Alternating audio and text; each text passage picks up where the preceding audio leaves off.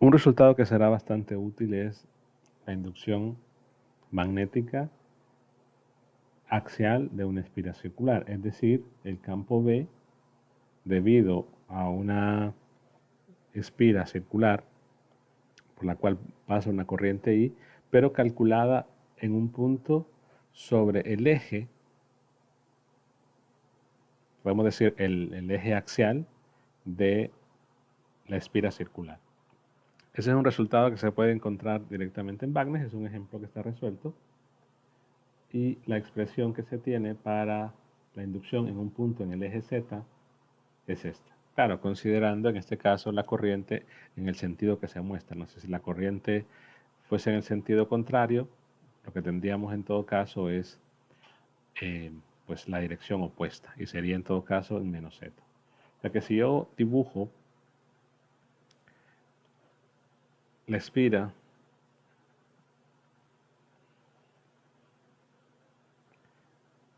esperemos que me salga aquí el círculo, ahí, en el eje, puedo observar que a medida vaya aumentando la distancia Z, es decir, a medida me esté alejando del plano XY, que es el que contiene la espira, pues la magnitud del campo B va a ir disminuyendo. De forma que en el origen tendría la expresión más alta, el máximo del campo B, pero a medida me vaya alejando, el campo B en magnitud va a ir siendo más pequeño, pero eso es en el eje, ¿no? De forma que si el Z se va al infinito, pues el campo B se iría a cero. También puede suceder que A tienda a cero, ¿no? En este caso, ¿qué sucede si el circuito, en este caso, que tiene forma circular en el cual pasa una corriente I y tiene un radio A, si A tiende a cero, tendríamos otro resultado bastante interesante. Ya que si A tiende a cero, lo que tendríamos que la inducción en cualquier punto sobre el eje se va al infinito. Otra situación que puede ser de interés es considerar la relación entre Z y A, que de repente Z es mucho mayor que A o A es mucho mayor que Z, etc. Pero esta información que tenemos, repito, es la inducción en el eje axial de la espira. Si pensamos ahora en el solenoide, y particularmente nos quedamos en el solenoide ideal,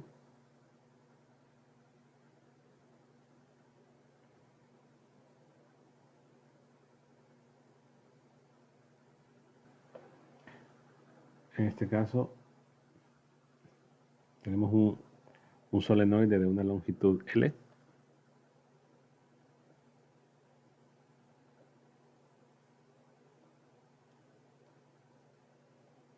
y que en este caso lo que está en amarillo es el mismo cable enrollado, vamos a decir un número n de vueltas, ¿no?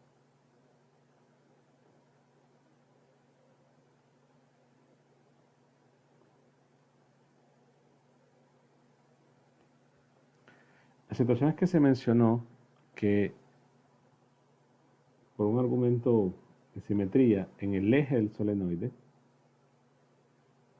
o en el eje axial si lo quieren llamar así, el campo B, evidentemente para cierto sentido de la corriente, en este caso agarro un tramo y digo que la corriente va circulando así. Entonces el campo B en el eje sería completamente en dirección de Z, si este es el eje Z, ¿no? O sea que el campo B en el eje tiene la dirección del eje. Pero en puntos alejados ya no. Y eso fue se comentó con un argumento de simetría. Notemos que hay pequeñas desviaciones, pero que quizás muy cercano al centro geométrico del solenoide,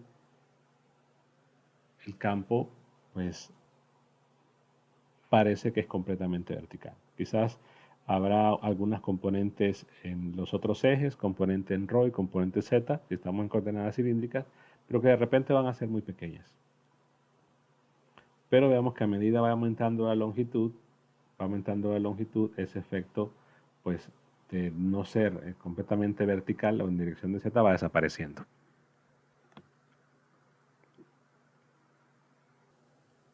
Y en este caso, el comportamiento o las líneas del campo B, que son las que están marcadas ahí en color morado, se asemejan a las líneas de campo que tendríamos con un imán.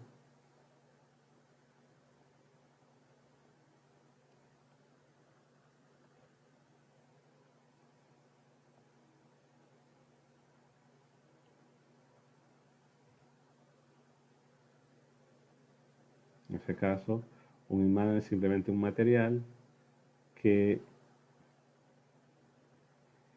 vamos a decir, análogo a la polarización. Un material dieléctrico se polarizaba. La polarización podría ser debido a un campo externo, o el material podría estar polarizado de forma permanente. Pero el material polarizado producía un campo. En este caso tenemos el material que vamos a profundizar en detalle lo que se refiere al fenómeno de la magnetización, pero es la misma idea. El material se magnetiza por alguna influencia externa o porque ya el material es así, entonces es capaz de producir un campo, una inducción magnética. Y la forma que tiene, en este caso el campo para el imán, es la misma forma que tiene el solenoide de longitud L. Pero la idea es cómo utilizar el resultado del campo B para una espira y poder calcular el campo B del solenoide. Entonces pensemos que aquí el solenoide es completamente cilíndrico, o sea que las espiras se van enrollando de manera cilíndrica. Recordemos que el hecho de que sea ideal, estamos diciendo que todas las espiras son básicamente, digamos, horizontales. No es como que hubiese un caso, aunque se puede tratar en el libro de Wagner hay uno, no es como un caso que tuviéramos espiras con cierto ángulo, así, ¿no? Ya el hecho de que esté a cierto ángulo ya implicaría que no podríamos utilizar una superposición de espiras y ver cómo combinar este resultado para todas las espiras. Entonces, a eso nos referimos con un solenoide ideal. Las espiras son prácticamente horizontales y la separación que hay entre dos espiras es muy pequeña, tal como se muestra en la figura.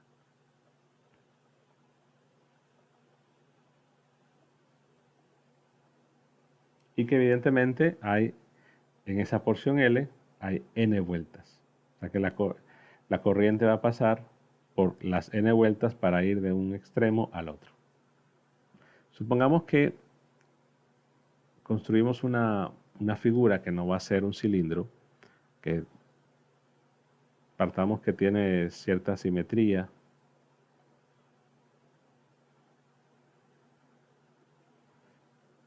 Y lo que hago es entonces considerar un solenoide, pero que tenga esa forma en particular.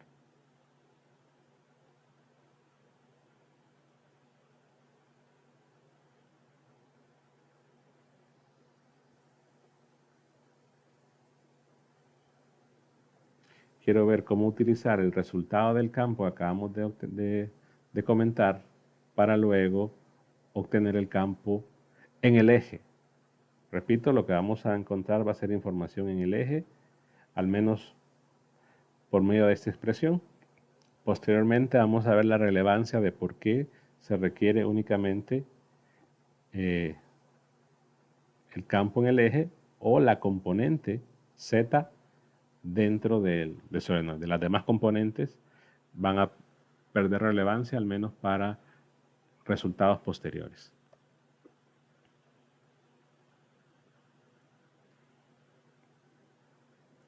Si imaginamos que esto es un solenoide ideal, la separación entre las espiras es muy pequeña. Digamos que tengo el eje axial de esa figura que hasta cierto punto podemos considerar simétrica, que está entre un valor, voy a decir z igual a 0 y un valor Z igual a L. Y considero una espira en particular.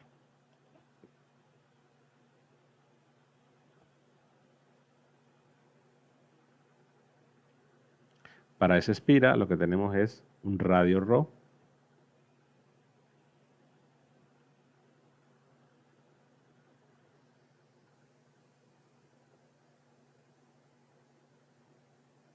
Que evidentemente ese radio ρ va a ir variando de espira a espira.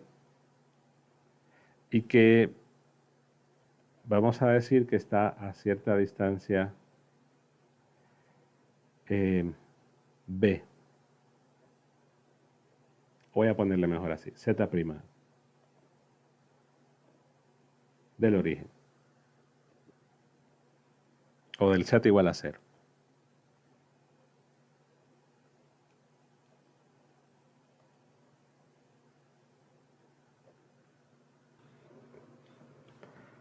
Recordemos entonces la expresión que teníamos del campo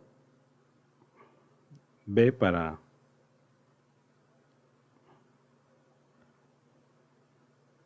esa espira circular. Claro, recordemos que aquí el Z representaba la distancia que había desde el plano del que contenía la espira, el plano del círculo, a el punto donde quería calcular mi campo B. Digamos que quiero calcular el campo acá. Entonces he definido una Z primada y debo definir entonces una Z, ¿no? Que es el punto de campo, y el Z primada sería el punto fuente. Entonces, esta distancia que aparece aquí debe modificarse porque sería la distancia de el plano donde estaba la espira al punto. Entonces se tiene que modificar, y esa modificación la puedo hacer de la siguiente forma. Sería en todo caso mu sub 0 y al cuadrado sobre 2 al cuadrado más, yo puedo colocar Z menos Z primada, que se refiere a esa distancia, ¿no? La distancia de la espira. Pero la situación acá es que no solamente es una espira, son un montón. Yo puedo definir que tengo n vueltas y que hay una longitud de L, entonces puedo hablar de una densidad de vuelta. En ese caso, n minúscula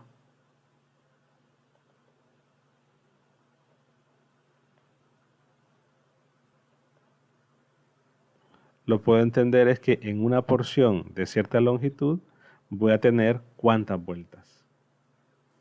De manera que n minúscula va a ser el número de vueltas que tiene todo el solenoide dividido entre la longitud.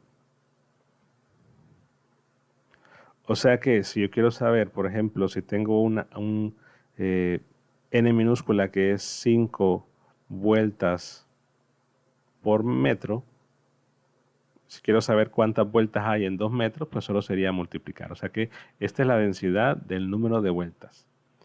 Entonces, imaginemos que yo considero una pequeña porción de un diferencial de z primado. O sea, hay cierta longitud, y en esa cierta longitud pues voy a tener una cantidad de espiras. No solamente voy a tener una, sino que van a ser varias, porque recordemos, y podemos pensarlo así.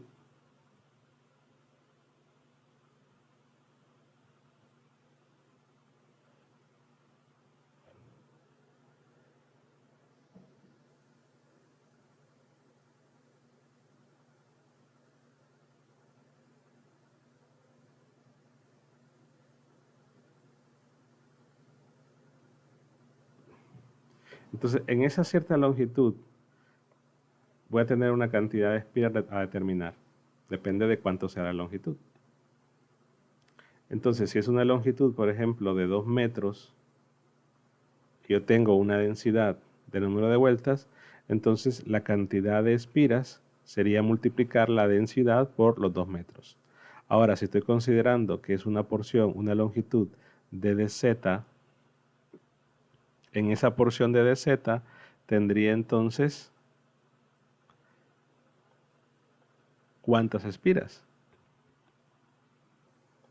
Pues en ese caso solo es multiplicar, tendría n por d de z, primado, lo voy a dejar primado. O sea que si tengo una densidad de longitud que son 5 vueltas por metro y yo tengo 10 metros, 5 vueltas por metro y tengo 10 metros, solo tengo que multiplicar la longitud por la densidad. Entonces, en una densidad, en una longitud, perdón, de dz primado, tendría entonces ese n de dz primado espiras.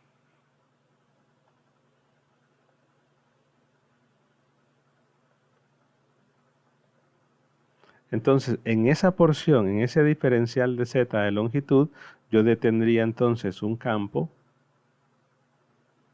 debido a lo que tengo en esa pequeña contribución, que sería este campo multiplicado por la cantidad de espiras que tengo acá.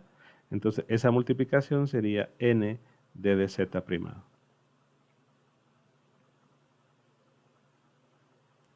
¿Qué debería de modificar? Claro, si he dicho inicialmente que esto está a una distancia ρ, entonces lo que va a cambiar es el a, ya sería ρ al cuadrado aquí y aquí sería ρ al cuadrado.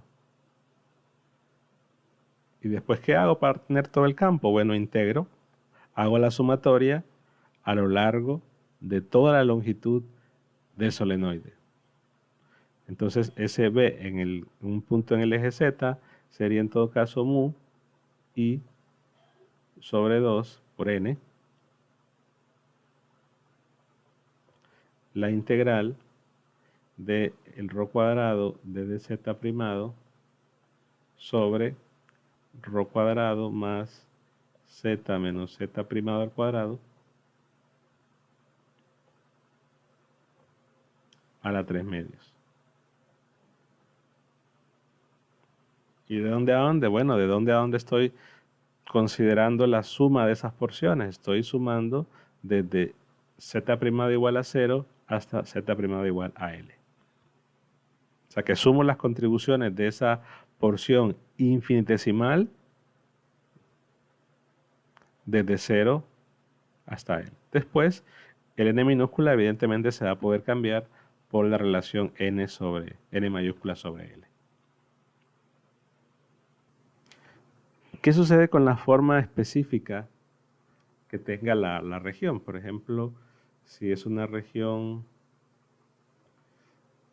y veo un plano ρ z, notemos que la variable de integración es z primada, entonces si tengo cierta ecuación, por ejemplo, la que he tomado ahorita,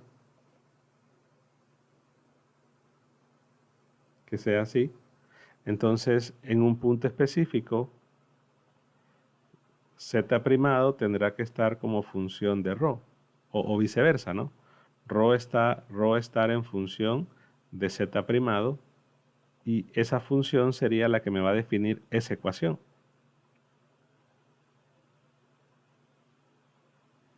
Particularmente si estoy considerando el solenoide cilíndrico, que es el caso que se dibujó al inicio, entonces la relación aquí es que ρ vale a y es constante para todo z. Entonces la expresión va a ser más simple.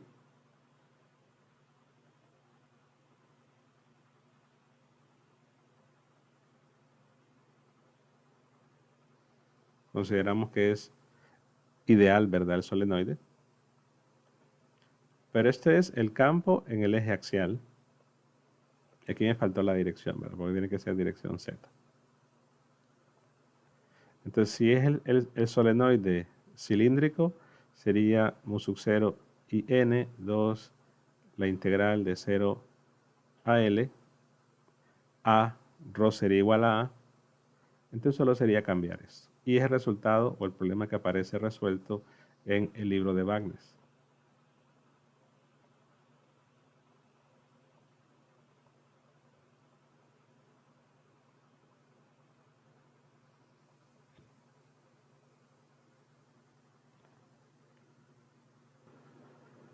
Particularmente si lo vemos, por así decirlo,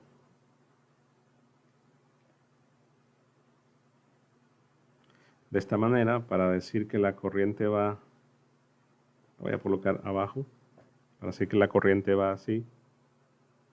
Entonces, visto del lado del extremo izquierdo, la corriente iría saliendo, ¿no? Entonces aquí lo que voy a marcar es puntos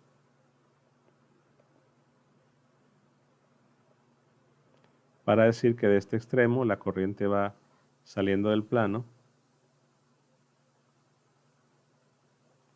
y del otro marcaría X para decir que en este lado la corriente va entrando.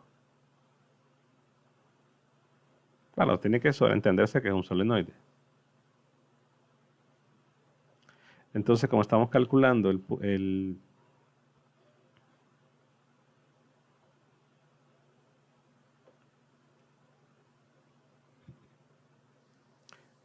campo B en un punto sobre el eje,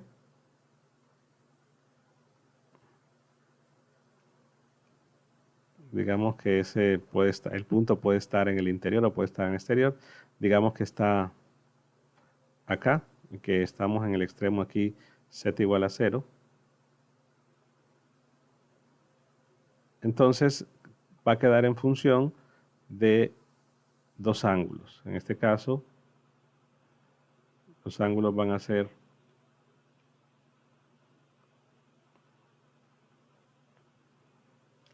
alfa 1, alfa 2. Y se puede probar, el resultado está en el libro,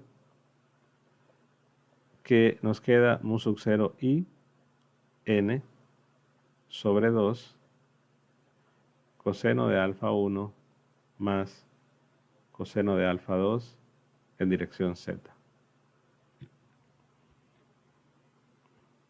Vean que es un resultado un tanto similar a la expresión que se tenía para la porción recta de circuito.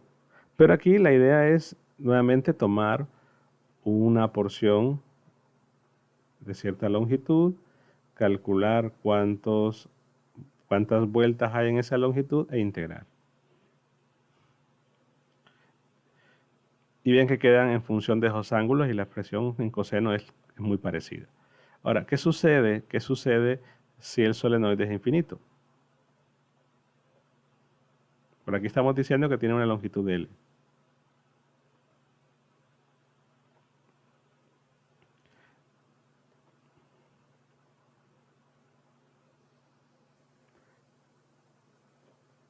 Si es infinito, lo mismo de antes, pues tengo que extender la parte inferior y extender la parte superior.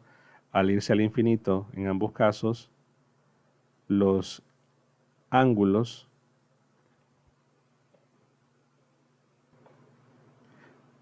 al extender vemos que los ángulos, es decir, se va entonces el senoide, el punto Z es fijo, el punto Z es un punto en el interior, entonces pueden observar que esos ángulos, aquí de repente porque lo estoy dibujando finito en un punto un tanto arriba fuera de él, pero si se va al infinito, ambos ángulos se van a cero.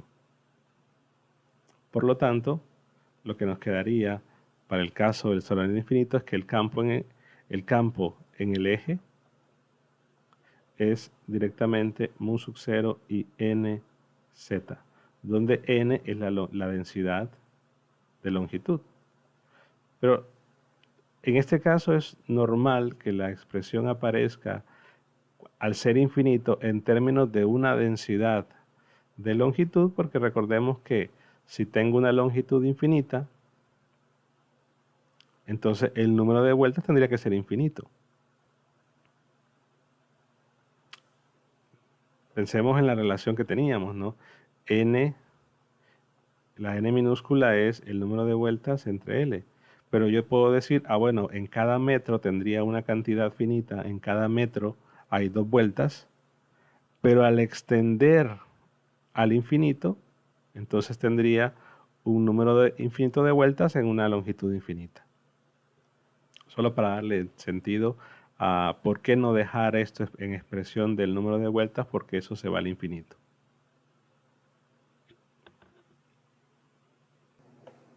Otra situación importante de mencionar para el solenoide cilíndrico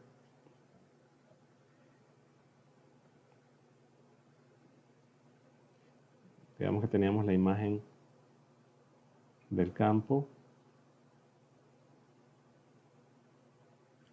y la situación era que la variación en la dirección del campo era, digamos, visible a medida que nos íbamos acercando a los extremos, ¿no? Que en regiones más o menos en el centro, claro, en el eje del cilindro, el campo es completamente en esta dirección, digamos que fuera ese el eje Z, pero en otros puntos quizás hay una pequeña desviación y podrían existir componentes en ρ y en phi, aunque sean componentes pequeñas.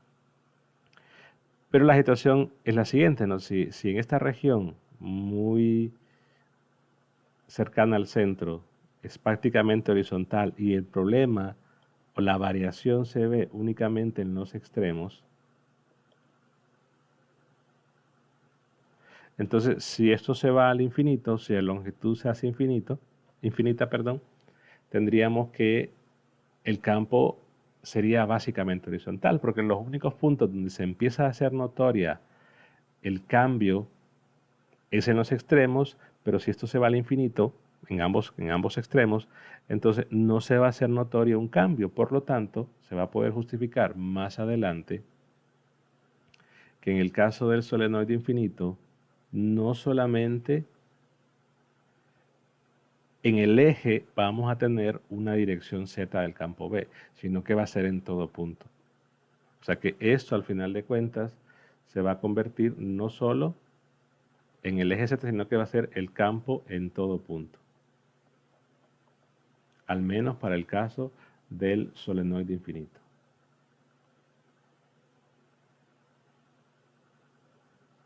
¿Qué otras situaciones podrían darse? Por ejemplo, un solenoide que tenga una porción esférica o que sea cónico. La situación es que a la hora de integrar, recordemos que lo que se requiere es tener la ecuación que relacione esa distancia ρ con la distancia o con la variable z primada. Si tienen esa relación, pueden extender esta idea y empezar a calcular solenoides de diferentes formas y no solamente el caso cilíndrico. En ese sentido pueden haber casos, por ejemplo, de un solenoide esférico, digamos que sea un solenoide ideal, pero que sea alrededor de una esfera, o que podría ser también una elipse. De repente en el libro que está de problemas resueltos de Victoriano, que lo tienen en el aula virtual, aparece el problema resuelto para una elipse. Pero en realidad podríamos colocar diversas figuras y la clave sería partir de esta relación y establecer la ecuación que relaciona la variable ρ con la variable z primada, que es la variable de integración. Pero esa es la idea bastante general. Posteriormente, vamos a justificar, ¿no? Porque ahorita solamente es algo visual de lo que el comportamiento que tendría a medida el solenoide se hace infinito, pero después se puede corroborar de varias formas que al ser infinito pues el campo B en todo punto va a hacer esto y va a tener dirección de Z.